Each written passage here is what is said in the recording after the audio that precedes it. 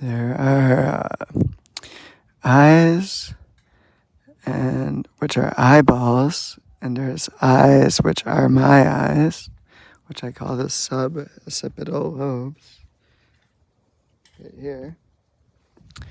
And as an example of my whole organism science,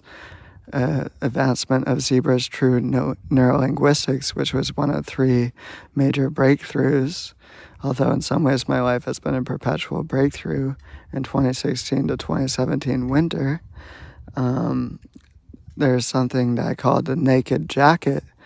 which is that the hormone system and the thermal system in the organism are one and the same system. Even based on this, you can measure the genome for the first time, which I see as something like a paper sledge, or like something like a desktop paper that goes back about a few centimeters behind the back. Using a certain type of advanced thermal imaging technology that certain experimental neuroscience labs usually use for brain imaging. They should try using it on the back. And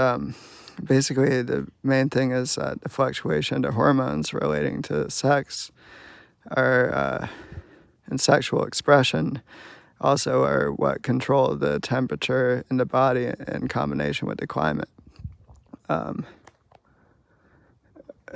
easy way of putting how I define my libido,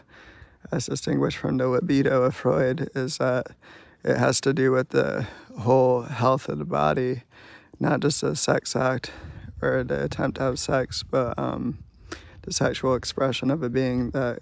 like a bird in the forest, has to do with the fact that I am sexual in a certain way of sexuality, and or that I'm sexual. So, for example, that would mean that based on the restriction of the neural flexibility of the organism, a being would be capable of indicating that they're heterosexual or homosexual or bisexual being of a monogamous or polyamorous kind, seeking a certain mate in a certain rhythm with the fluctuations of the heat or the coolness in the organism. Another way of measuring it is that the organism, say when it's hot, will match the heat in order to neutralize the temperature to produce a comfortable temperature for fucking.